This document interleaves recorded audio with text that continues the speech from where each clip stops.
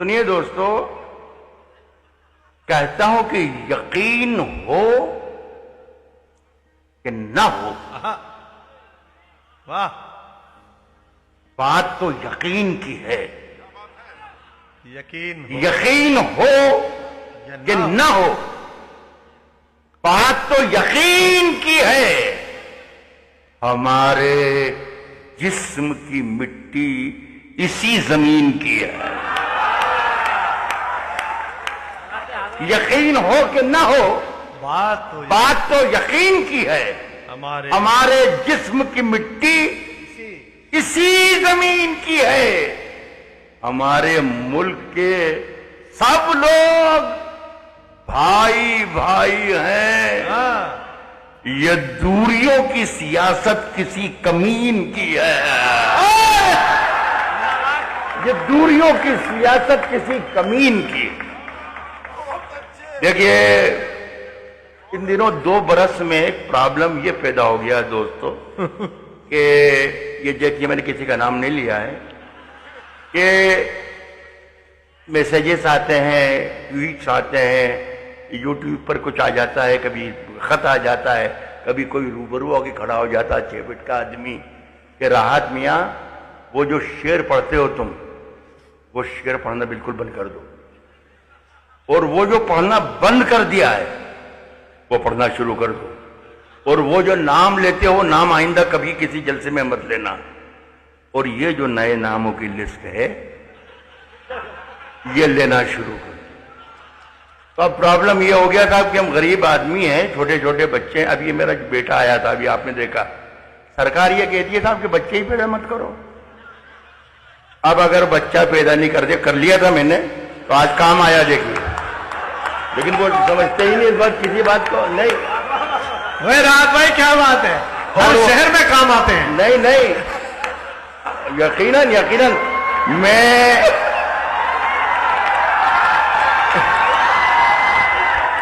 میں کمار کو کئی دنوں سے مشورہ دے رہا ہوں کہ بیٹا کر لے، موقع ہے، لیکن کر نہیں رہا ہے وہ۔ لیکن اللہ کرے کہ کامیاب ضرور ہو گیا، آپ گھبراؤ مت، آپ بالکل کامیاب۔ تو میں نے سوچا کہ بھئی ابھی بہت پریوار کے بہت سے جمیلے ہیں تو نام لینا بند ہی کر دو۔ وہ کر دیا تھا۔ اتنے ذہین ترین لوگ ہیں ہمارے ملک کے کہ میں جس کا نام نہیں لیتا ہوں وہ سمجھ جاتے ہیں کہ یہ جس کا نام نہیں لیا ہے اس کا نام کیا ہے، وہ سمجھ جاتے ہیں۔ ابھی ایک ویڈیو وائرل ہوا، یہ لوگ زیادہ تر دیکھتے ہیں ویڈیو وغیرہ، تو ایک صاحب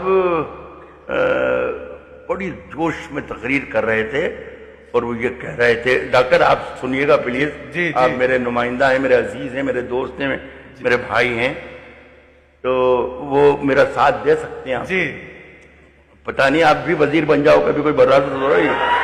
تو وہ یہ کہہ رہے تھے کہ راحت اندوری نام کا ایک اردو کا کوی ہے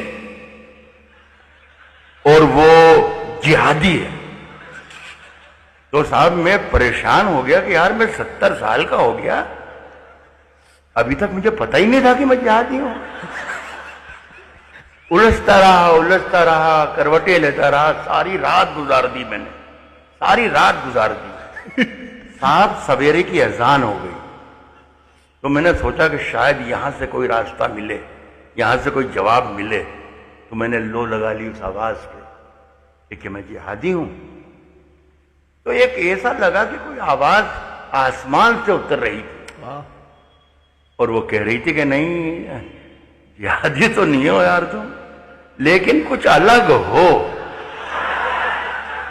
تو میں نے اس پر بھی میں نے نظر ڈالی، میں نے کہا الگ کیا ہوں؟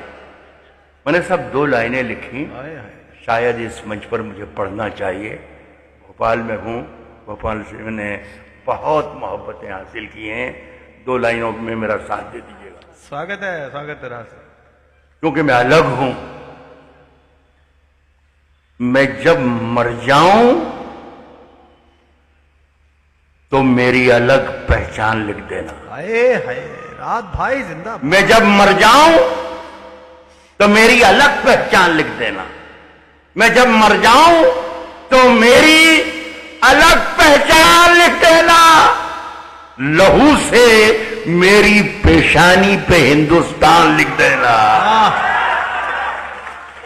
لہو سے میری پیشانی پہ ہندوستان لکھ دینا۔